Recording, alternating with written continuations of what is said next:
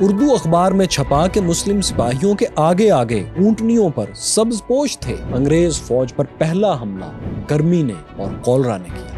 افغانستان اور ایران سے ہندوستان کی جنگ آزادی کے لیے کوئی مدد کو نہیں آ سکا، کیونکہ بہادر شاہ ظفر آخری وقت تک جنگ آزادی کی قیادت کے لیے تیار نہیں تھے۔ وہ کہتے تھے گورے سپاہیوں نے ڈرامہ کیا اور پارٹی میں کسی کو پتہ نہیں چلنے دیا کہ انہیں سب علم۔ شاید جنگ آزادی ہندوستانی جیت جاتے، لیکن ان کے پاس دو چیزیں کم تھیں، ٹیکنالوجی اور ڈسپلن۔ کیورس فیلوز میں فیصل وڑائچ۔ 1857 کا دہلی شہر دریائے جمنا کے مغربی کنارے کے ساتھ ساتھ پھیلا ہوا تھا۔ دریا پر کشتیوں کا پل تھا اور شہر میں داخل ہونے کے لیے کم از کم 14 چھوٹے بڑے گیٹس تھے۔ شمال مغرب کی جانب، نارتھ ویسٹ کی جانب تقریباً 3 کلومیٹر لمبی اور 40 فٹ اونچی ایک پہاڑی تھی جسے انگریز دی رچ کہتے تھے۔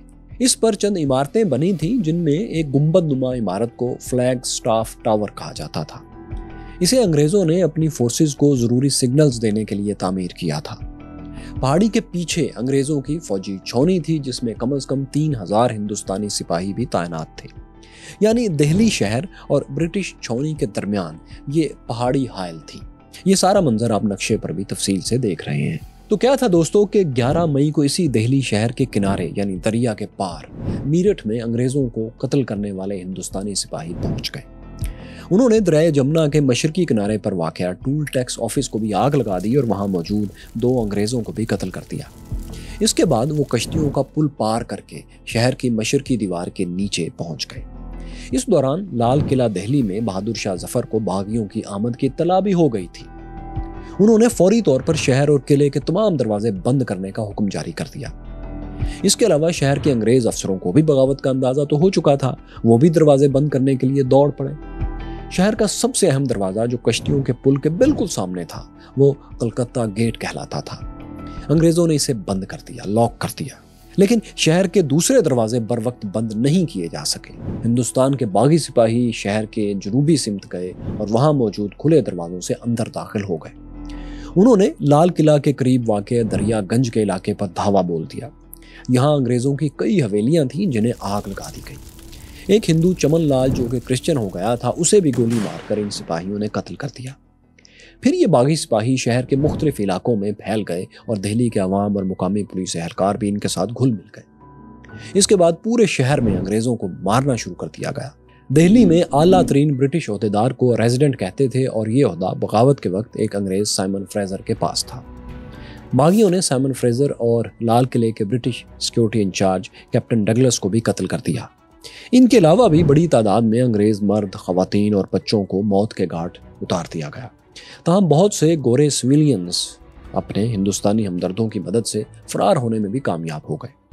ان میں سے اکثر لوگ شمالی سائیڈ پر کشمیر گیٹ سے باہر نکلے اور پہاڑی پر جا کر فلیگ سٹاف ٹاور میں پناہ لے لی۔ کیورس فیلوز، اس ہنگامہ آرائی میں کچھ انگریز ایسے بھی تھے جنہوں نے فرار کا موقع نہ دیکھ کر آخری دم تک لڑنے کا بھی فیصلہ کیا۔ ایسا ایک واقعہ چاندنی چوک میں پیش آیا جہاں بینک آف دہلی واقع تھا۔ دوپہر کو باغیوں نے بینک پر حملہ کر دیا۔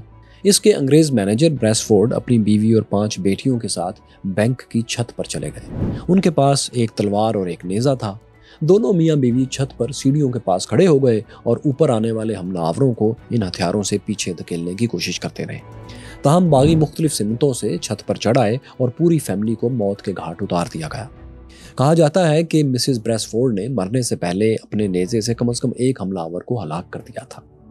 اس کے بعد حملہ آوروں نے بینک میں موجود تمام رقم بھی لوٹ لی۔ دوسرا واقعہ دہلی کے اسلحہ خانے میگزین میں پیش آیا جو لال قلعہ دہلی اور کشمیری گیٹ کے درمیان کا جو علاقہ ہے وہاں واقع تھا۔ یہ آپ نقشے پر دیکھ بھی رہے ہیں۔ یہاں بے شمار بندوقیں، توپیں اور گولہ بارود موجود تھا۔ میگزین میں اس کے انچارج لیفٹیننٹ جارج ویلبے سمیت 9 آدمی تھے، لیکن لیفٹیننٹ جارج نے اسلحہ خانہ باغیوں کے حوالے کرنے کے بجائے اسے بارود سے اڑا دیا۔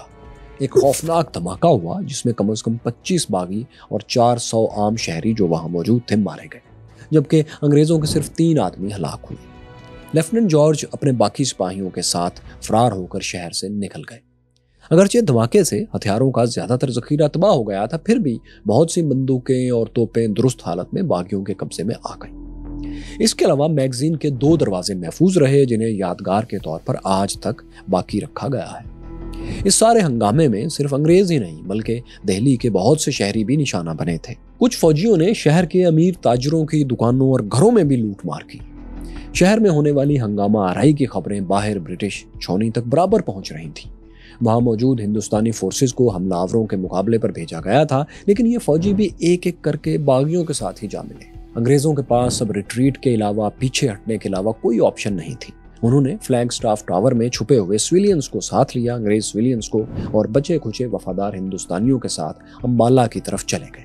جب انگریز چھاؤنی چھوڑ کر جا رہے تھے تو باغیوں نے انہیں پیچھے سے اٹیک نہیں کیا، بلکہ ہوا یہ کہ بہت سے ہندوستانی باغی سپاہی انگریزوں کی خالی کی ہوئی عمارتوں کی لوٹ مار میں مصروف ہو گئے۔ بہرحال اب دہلی شہر اور انگریزوں کی چھاؤنی دونوں ہندوستانی سپاہیوں کے قبضے میں تھے۔ شہر سے انگریزوں کا صفایا تو ہو گیا تھا، لیکن باغیوں کا اہم ترین ٹارگٹ اب یہ تھا کہ شہنشاہ بہادر شاہ ظفر کو اپنی حمایت پر قائل کیا جائے کہ وہ ان کی سرپرستی کریں۔ تو دہلی میں اسی ہنگامہ آرائی کے دوران کچھ باغی فوجی لال قلعے میں داخل ہوئے اور مغل شہنشاہ سے درخواست کرنے لگے کہ وہ ان کے لیڈر بن جائیں۔ لیکن شہنشاہ بہادر شاہ ظفر شہر میں جاری فسادات سے پریشان تھے اور باغیوں کو کوئی جواب نہیں دے رہے تھے۔ سپاہیوں کے بار بار بلانے پر بھی وہ اپنے محل سے باہر نہیں نکلے۔ ان کے اس رویے پر باغی مشتعل ہو گئے۔ انہوں نے محل کے باہر ہوائی فائرنگ شروع کر دی۔ وہ شہنشاہ کے درباریوں سے بھی بدتمیزی کرنے لگے۔ آخر شہنشاہ بہادر شاہ ظفر اپنے محل سے باہر آئے اور باغیوں سے پوچھا کہ تم کیا چاہتے ہو؟ سپاہیوں نے جواب دیا، ہم نے میرٹھ میں یورپینز کو قتل کر دیا ہے اور اب ہم آپ کی پناہ میں آئے ہیں۔ مغل شہنشاہ نے جواب دیا، میں نے تمہیں نہیں بلایا اور تم نے جو کچھ کیا ہے وہ غلط تھا۔ یہ جواب سن کر باغیوں نے شور مچانا شروع کر دیا کہ جب تک آپ ہمارا ساتھ نہیں دیں گے ہم سب مارے جائیں گے، یعنی انگریز ہمیں مار ڈالیں گے۔ بہادر شاہ ظفر نے کہا، میرے پاس نہ سپاہی ہیں، نہ اسلحہ ہے اور نہ ہی خزانہ، میں تمہارا ساتھ دینے کی پوزیشن ہی میں نہیں۔ سپاہیوں نے جواب دیا، آپ ہمیں صرف آشیرواد دے دیجئے، ہمارے سر پر ہاتھ رکھ دیجئے، باقی انتظام ہم کر لیں گے۔ بہادر شاہ ظفر دیکھ رہے تھے کہ اگر انہوں نے اس وقت ہندوستانی سپاہیوں کی بات نہیں مانی تو یہ لوگ مشتعل ہو کر انہیں بھی نقصان پہنچا سکتے ہیں۔ اس لیے بوڑھے مغل تاجدار نے نہ چاہتے ہوئے بھی باغیوں کی حمایت کا اعلان کر دیا۔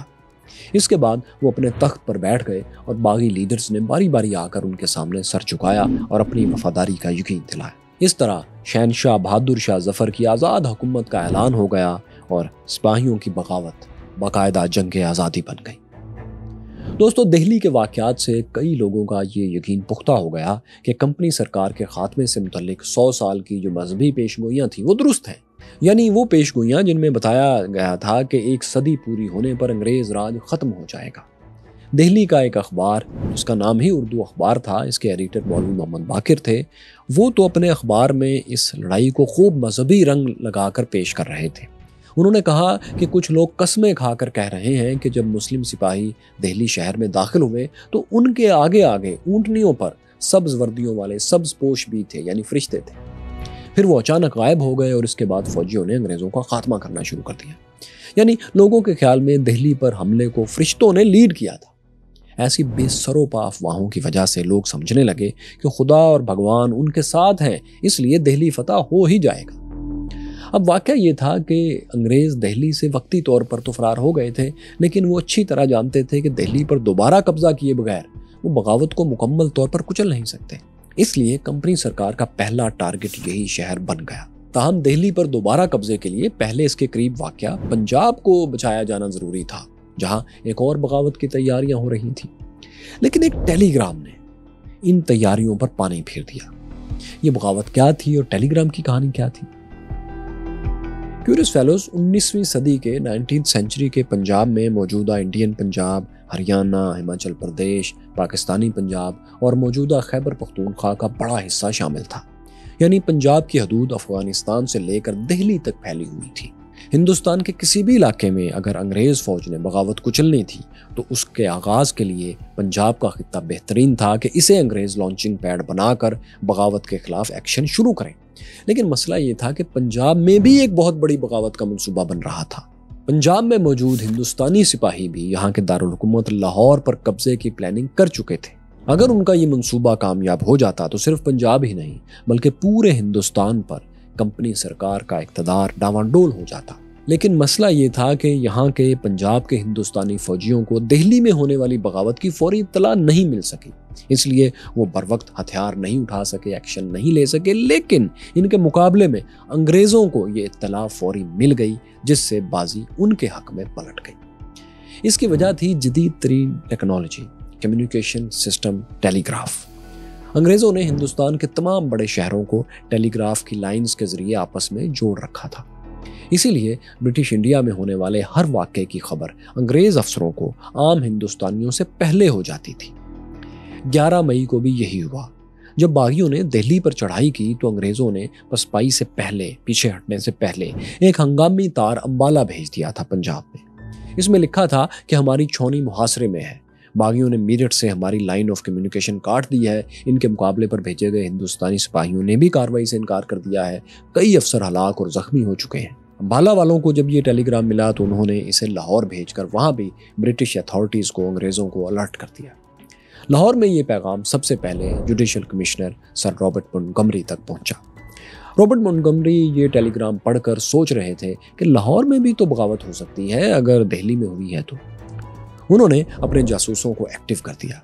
پھر ایک برہمن جاسوس نے اطلاع دی کہ لاہور کی میاں میر چھونی میں موجود 4000 ہندوستانی سپاہی بغاوت کی منصوبہ بندی کر رہے ہیں۔ اگر یہ بغاوت ہو جاتی تو باغی آسانی سے شاہی قلعہ لاہور پر قبضہ کر سکتے تھے، وہاں موجود 500 ہندوستانی سپاہیوں کو بھی ساتھ ملا سکتے تھے۔ اس کے بعد شہر کی 1 لاکھ آبادی جو کہ زیادہ تر مسلمانوں اور سکھوں پر مشتمل تھی، وہ بھی ان کے ساتھ مل جاتی۔ یوں لاہور اور اس کے بعد پنجاب بھی انگریزوں کے ہاتھ سے نکل سکتا تھا۔ یہ خطرہ بھانپ کر رابرٹ مونٹگمری فوری میاں میر چھونی پہنچے اور کمانڈر بریگیڈیئر اسٹیورٹ کاربٹ کو اطلاع دی۔ بریگیڈیئر کاربٹ نے مزید انٹیلیجنس حاصل کی تو پتہ چلا کہ انڈین ریجمنٹس 15 مئی کو شاہی قلعہ لاہور پر قبضہ کرنے والی ہیں۔ 12 مئی کی شام تک کاربٹ کو ضروری تفصیلات بھی مل چکی تھیں۔ اس نے فوری طور پر باغیوں کو غیر مسلح کرنے کا ایک منصوبہ بنایا۔ ہندوستانی فورسز کو حکم دیا گیا کہ صبح یعنی 13 مئی کو ان کی پریڈ ہوگی۔ باقی انگریز افسروں کو بھی حالات سے آگاہ کر کے ساری تفصیلات بتا کر ہدایت کی گئی کہ وہ انجان بنے رہیں جیسے انہیں کچھ پتہ ہی نہیں، یعنی ہندوستانی سپاہیوں کو شک نہ ہو کہ گوروں کو ان کے منصوبے کا علم ہو چکا ہے۔ حتیٰ کہ 12 مئی کی شام کو چھونی میں ایک پارٹی تھی اور وہ معمول کے مطابق ہوئی۔ ہندوستانی فوجی جو انگریزوں کے معمولات نوٹ کر رہے تھے وہ مطمئن رہے کہ گورے تو سکون سے پارٹی کر رہے ہیں، انہیں بغاوت کا منصوبہ ابھی تک پتہ ہی نہیں، یہ راز ہے۔ اسی صورتحال میں جب 13 مئی کا سورج طلوع ہوا تو ہندوستانی فوجی اطمینان کے ساتھ پریڈ کے لیے چل پڑے۔ وہ اتنے بے فکر تھے کہ انہوں نے اپنی بندوقیں بھی لوڈ نہیں کی تھی۔ لیکن جب وہ پریڈ گراؤنڈ میں آئے تو یہ دیکھ کر حیران رہ گئے کہ برطانوی فوجیوں نے ان پر 12 لوڈڈ توپیں تان رکھی تھیں۔ ان توپوں کے پیچھے تقریباً 600 سے زائد گورے سپاہی بھری ہوئی بندوقیں لیے الرٹ کھڑے تھے۔ اگر انگریز سپاہی یہاں فائر کھول دیتے تو ہزاروں ہندوستانی سپاہی ایک بھی گولی فائر کیے بغیر مارے جاتے۔ انڈین سولجرز ابھی صورتحال کو پوری طرح سمجھ بھی نہیں پائے تھے کہ بریگیڈیئر کاربٹ ان کے سامنے آئے۔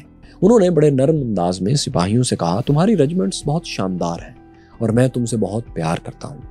تمہارے وقار اور تمہارے نام کو کسی دھبے سے بچانے کے لیے حکم دیتا ہوں کہ وفاداری کا مظاہرہ کرو اور ہتھیار ڈال دو۔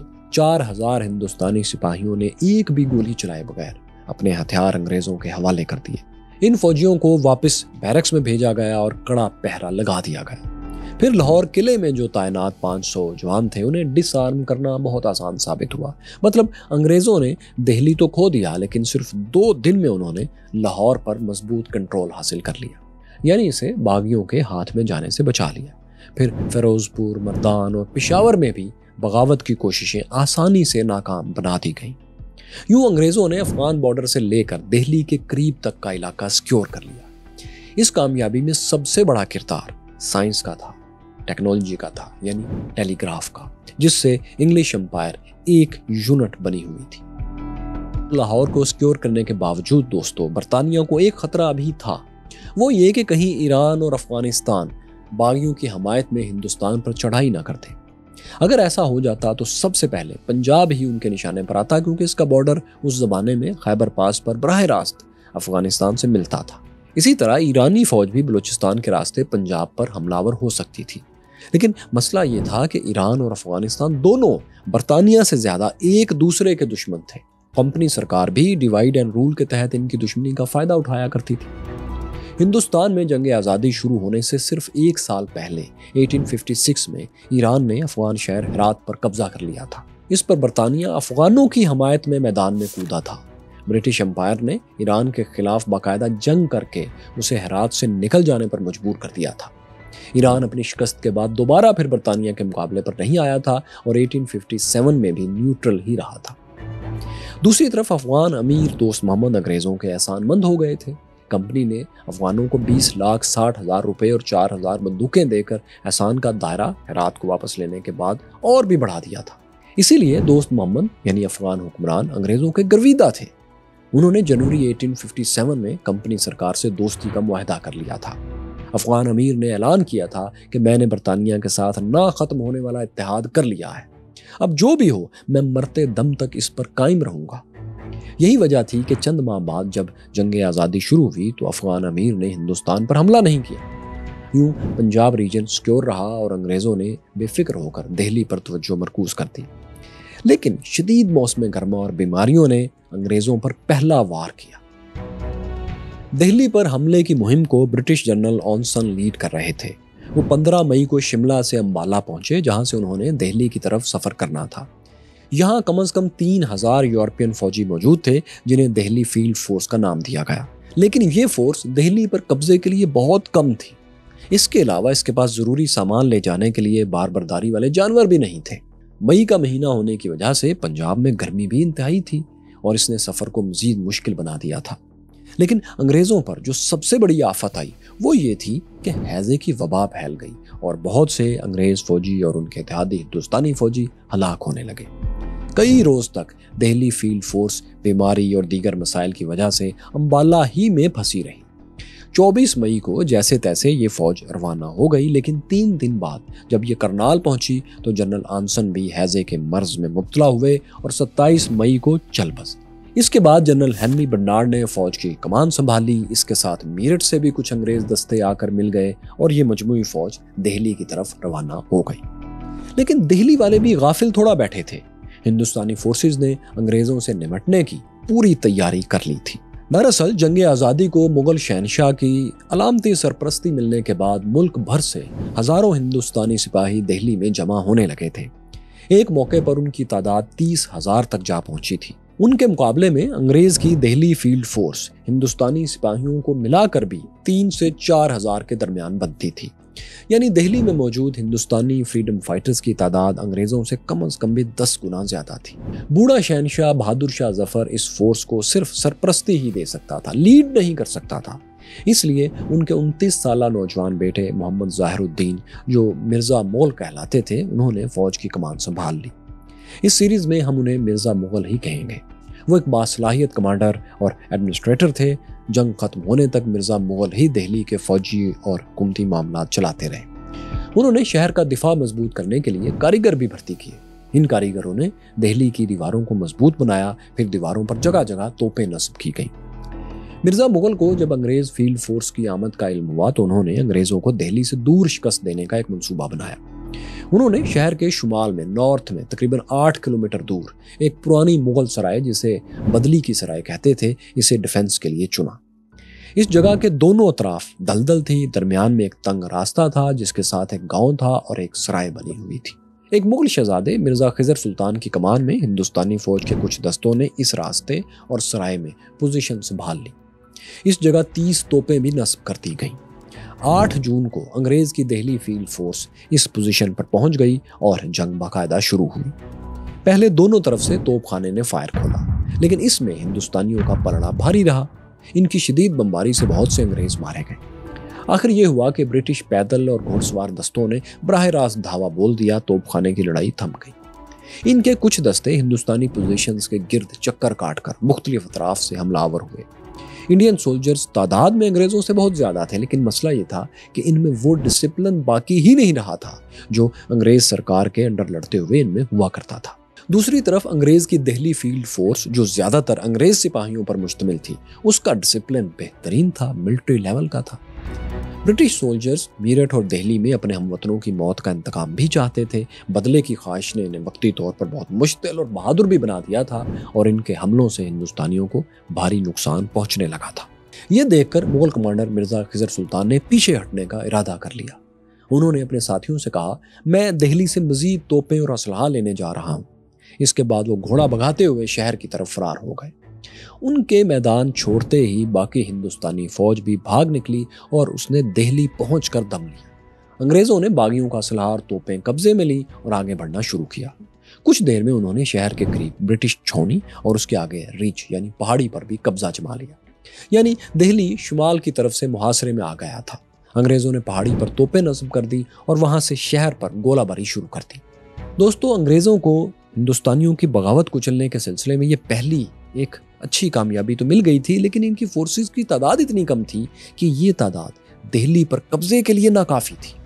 اس کے لیے انہیں پنجاب سے مزید قومک کا، مزید فورسز کا انتظار کرنا تھا۔ تاہم پنجاب سے انگریزوں کی مدد کے لیے مزید فورسز کا آنا آسان نہیں تھا۔ وہ اس لیے کہ اب صرف مغل دارالحکومت ہی نہیں بلکہ پورا ہندوستان انگریزوں کے ہاتھ سے نکل رہا تھا۔ سینٹرل اور نارتھ انڈیا کا ایک وسیع علاقہ بغاوت کی لپیٹ میں آ چکا تھا۔ لکھنؤ میں سابق نواب واجد علی شاہ اور حضرت محل کے بیٹے برجیس قدر کو تخت پر بٹھا دیا گیا تھا۔ کانپور کا کنٹرول مراٹھا پیشوا نانا صاحب کے پاس آ چکا تھا۔ جھانسی میں رانی لکشمی بائی نے اپنے منہ بولے کمسن بیٹے دامودر کے نام پر حکومت کی باغ ڈور سنبھال لی تھی۔ کانپور اور لکھنؤ میں سینکڑوں برطانوی فوجی، سویلینز اور ان کے وفادار ہندوستانی فریڈم فائٹرز کے گھیرے میں آ چکے تھے۔ اس موقع پر ایک بہت دلخراش انسانیت سوز واقعہ بھی پیش آیا، جس نے انگریزوں کو ہلا کر رکھ دیا اور برطانیہ میں گورے انتقام پکارنے لگے۔ یہ واقعہ کیا تھا؟ دہلی کو فتح کرنے میں انگریزوں کو سب سے بڑی مشکل کیا پیش آ رہی تھی؟ یہ سب آپ کو دکھائیں گے 1857 بغاوت یا جنگ آزادی منی سیریز کی اگلی قسط میں۔ ساتھیو، 1857 کی جنگ آزادی بنگال میں سراج الدولہ کی شکست کے ٹھیک 100 سال بعد لڑی گئی۔ اس سیریز کے ساتھ آپ کو سراج الدولہ کی انگریزوں سے جنگ اور میر جعفر کی غداری کی کہانی بھی ضرور دیکھنی چاہیے۔ اس کے لیے آپ یہاں ٹچ کر سکتے ہیں۔ یہاں دیکھیے ذوالفقار علی بھٹو کے عروج و زوال کی مکمل کہانی، اور یہاں دیکھیے ہماری اس منی سیریز 1857 کی پہلی قسط۔